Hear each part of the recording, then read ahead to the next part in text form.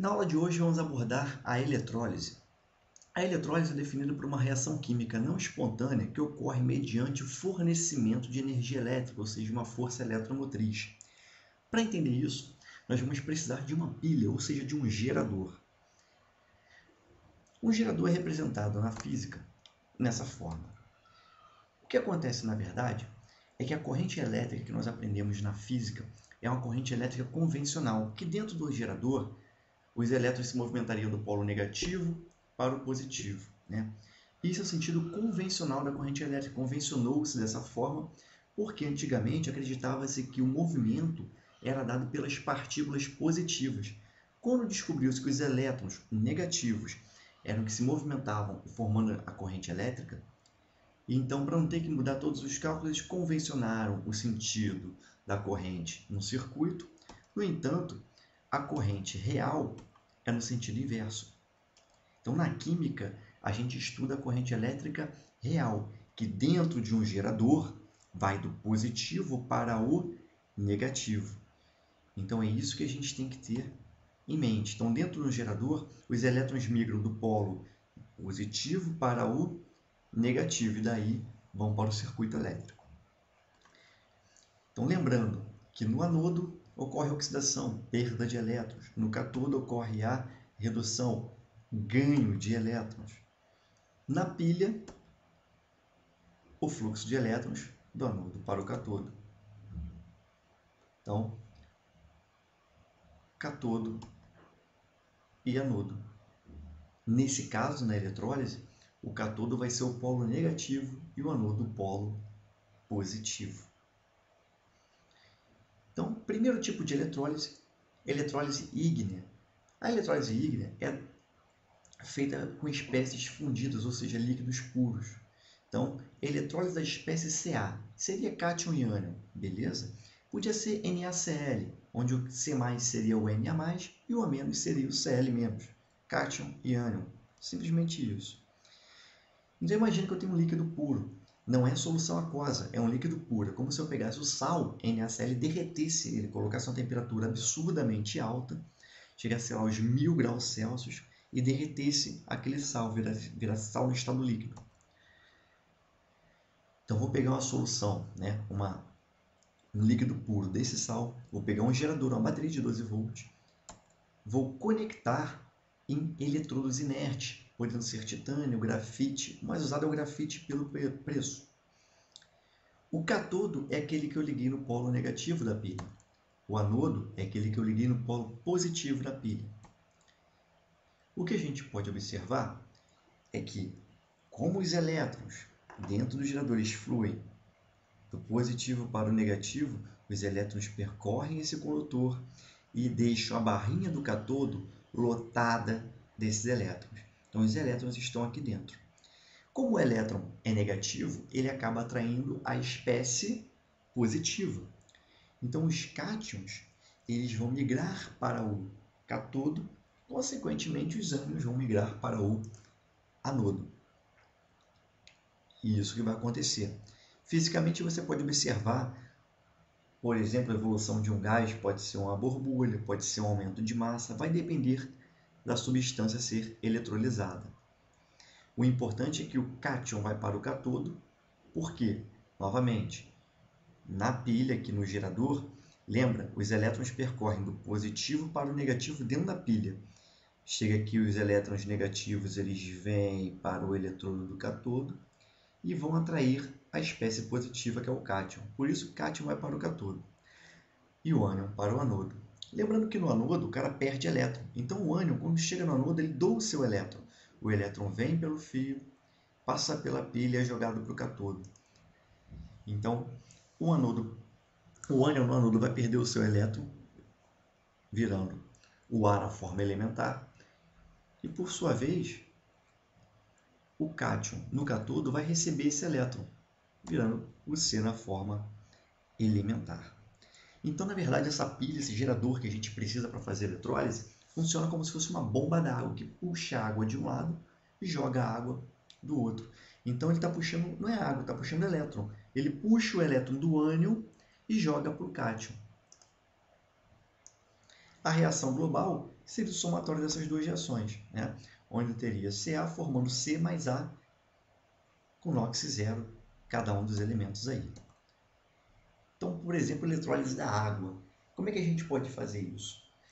Pega um copinho com água pura, deve ser o ideal, mas pega um copinho com água lá e você vai fazer o seguinte, você vai ligar uma pilha, uma bateria de 9 volts, 2 fiozinhos de cobre, um em cada polo, grafite na ponta, aqueles grafites de lapiseira, e você mergulha na água. Você vai observar a formação de pequenas bolinhas ao redor do grafite. Essa reação de eletrólise não ocorre espontaneamente, é necessária a corrente elétrica. Então, a água, ela separa, ela é formada por H+, e OH-. Se a gente sabe que o ânion vai para o anodo perder elétron, o OH- é a espécie que vai perder elétron. Então, o OH- ele vai ter a seguinte reação, e essa reação é importantíssima que vocês guardem. Não pode esquecer essa reação. O OH- forma meio de O2, forma H+, e forma 2 elétrons, libera 2 elétrons. O cátion vai para o cátodo receber elétrons, é o H+. Então, a cada 2 H+, eu ganho 2 elétrons e formo o H2. A equação global, a gente corta os H+, olha que lindo, corta os elétrons, sobrou então apenas H2O, que seria o H+, mais o OH-, formando H2 e meio de O2. Tem um erro aqui, depois eu corrijo, aqui está faltando o meio de O2. Então aqui seria o esquema de eletrólise. Teria uma bateria, o anodo, o cátodo, o hidrogênio vindo para o cátodo sendo borbulhado. E aqui é uma forma de recolher esses gases, tá? Tubos de ensaio invertidos em cima dos eletrodos. Então, conforme é borbulhando, ele expulsa o ar presente aqui dentro e vai ocupando com hidrogênio. No anodo, está formando oxigênio. Bom, beleza. Até a ígnea é bem fácil. E quando a eletrólise encontra-se uma espécie em solução aquosa, como é que a gente faz isso daí? Eu vou ter uma concorrência entre íons, porque eu tenho, além dos íons C+, e A- da minha espécie, eu vou ter os íons da água, H+, e OH-. A pergunta é, ânion vai para o cátodo, cátion vai para o cátodo, mas qual ânion vai para o anodo? Qual cátion vai para o cátodo? Essa é a grande dúvida. Então, devemos observar a preferência de descarga elétrica. Eu frisei o H+ e o OH-, uma vez que sempre que estiver em solução aquosa, estes íons estarão presentes. Então, vai ser sempre um comparativo com eles. Bom, a preferência de descarga elétrica é de todos os cátions. Todos os cátions ganham do H+. Porém, os cátions da família 1A, 2A e o alumínio mais 3 perdem. Ou seja, se na minha espécie eu tiver sódio da família 1A, berílio da 2A ou magnésio da 2A ou alumínio, quem vai para a eletrólise é o H+. Se não tiver nessas famílias, o cátion ganha do H+. Quanto ao ânion, o OH- ele ganha de todos os ânions oxigenados, sulfato, nitrato, nitrito, fosfato, carbonato, bicarbonato, e ganha também do fluoreto. Porém, perde para os demais, e os demais, para a gente no ensino médio, serão apenas cloreto, brometo e cianeto. Então, a grande pergunta será sempre essa. Quem é o meu cátion? Quem é o meu ânion? Para eu poder comparar na preferência de descarga elétrica. Então, vamos dar um exemplo da eletrólise do sal de cozinha NaCl em solução aquosa. Eu tenho os seguintes íons em solução, Na+ e Cl- vindo do sal, H+ e OH- vindo da água. Então, quem vai para o anodo, Cl- ou OH-? Quem vai para o cátodo, Na+ ou H+? Então, analisando a preferência de descarga, nós vemos que o H+ ganha do Na+, porque o H+ tem preferência em relação ao sódio, que é da 1A. Em relação ao ânion, nós vemos que o Cl- ganha do OH-, porque o Cl- tem preferência em cima do OH. Então, quem vai para a eletrólise? H+ e Cl-. Quem sobra? Quem sobrou é quem não foi. Sobrou Na+ e OH-. Repara que as espécies que sobram permitem a conclusão de que o pH do meio será básico ou alcalino, uma vez que sobra NaOH, caracterizando a presença de uma base forte. Os íons OH- evidenciam isso. Então, podemos fazer a reação do anodo, 2Cl- formando Cl2 perdendo seus elétrons, e a do cátodo, do H+, 2H+, mais 2 elétrons formando H2. A reação global da eletrólise fica a seguinte. Eu tenho que botar os reagentes NaCl mais água, os produtos formados H2 e Cl2 e o que sobrou, Na mais OH-. Aqui a reação já está balanceada, por isso precisamos de duas águas. Então, muito cuidado, vão os produtos da reação de eletrólise, mais a galera que sobrou, no caso o Na e o OH-. E nos reagentes tem que entrar a espécie e a água. Repare nos estados físicos ou condições de solução. NaCl é aquoso, a água é líquida, hidrogênio e cloro são gasosos e os íons Na+, e OH- encontram-se em água na solução aquosa. Esse íon OH- caracteriza o meio básico, que em fenolftaleína deixaria a solução com a cor rosa. Aspectos quantitativos da eletrólise. A gente ouve muito por aí os termos cromar, pratear, galvanizar, dourar e cobrear. O que é isso? Cromar é quando você pega um metal e recobre a superfície metálica com cromo. Pratear, recobrir a superfície metálica com prata e assim por diante. Como é que funciona isso?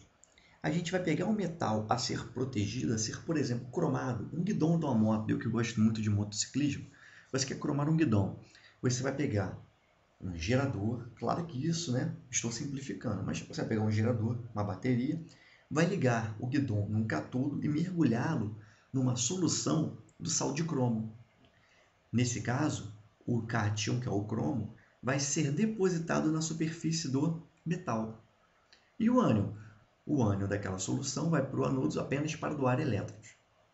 Essa é a ideia. Na eletrólise, é muito importante a gente saber fazer contas, saber o quanto a gente precisa de solução, o quanto de massa vai ser depositada, quanto tempo aquilo vai levar. É isso que a gente vai aprender.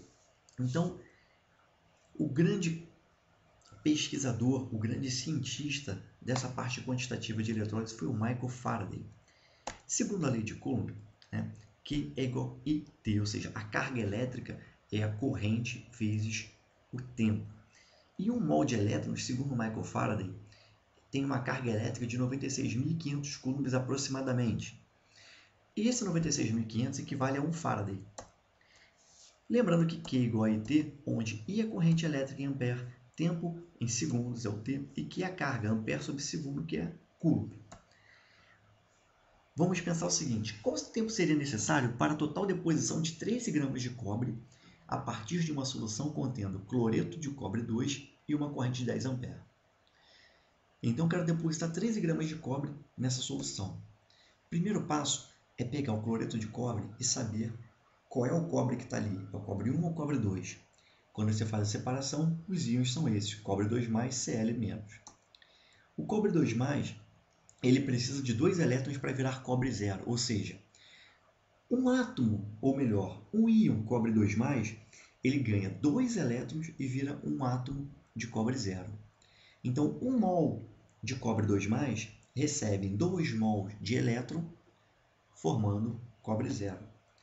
2 mols de elétron é 2 vezes 96.500 coulombs.